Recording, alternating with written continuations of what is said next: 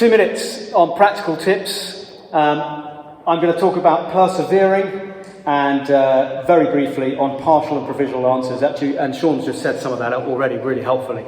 Really quickly, persevering.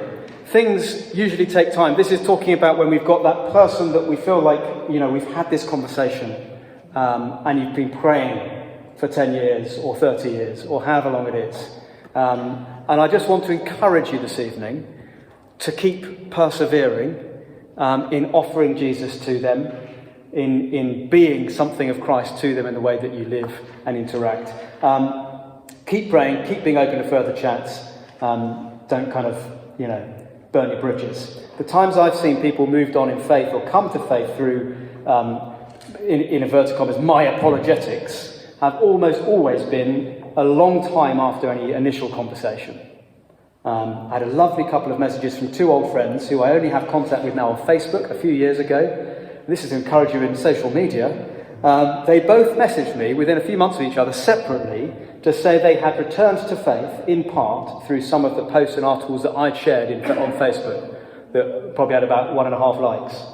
But they'd read them and they'd seen, actually they said the most significant thing was that when they'd kind of lost touch with me personally, but they'd seen that I as an adult had continued to take my faith seriously and was kind of willing to defend it publicly in that kind of arena was really significant to them.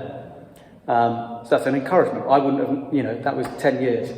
I was a school chaplain, had 3 to 5 chapel services a week where I'd get 47 minutes to share something of the gospel or defending belief in Jesus. Week after week, term after term, year after year, saw very few people come to faith.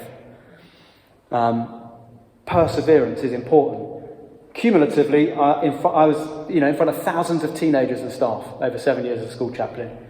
Very occasionally in those 7 years, I would get a message or a conversation with a member of staff or a pupil who would say, "Yeah, you've convinced me.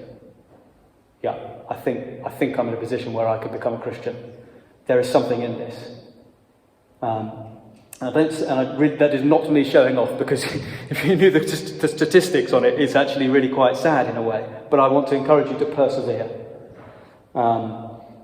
Jesus, the Son of God, spent 3 years investing in 12 blokes, and even he didn't have a 100% hit rate.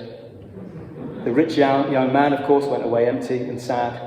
The religious rulers rejected him. His own family turned away from him. So persevere. Don't give up praying and being ready. Second, really practical, quick one. Partial provisional answers. When we get asked that question, it is okay not to know stuff. And when it comes to answering people's questions, they want to know you have integrity. If you are human, part of having integrity is knowing you don't have all the answers. So when someone asks a question which you wrestle with too, you can tell them. And maybe show why for you this isn't the end of faith. And here is the start of an answer. Here is why, although I struggle with it, I still feel I can trust Jesus for my life and for my death. Because those kinds of answers are likely to resonate far more with people than neatly packaged answers which sound like you're reading a book. So partial or provisional answers are okay. In fact, they're often best.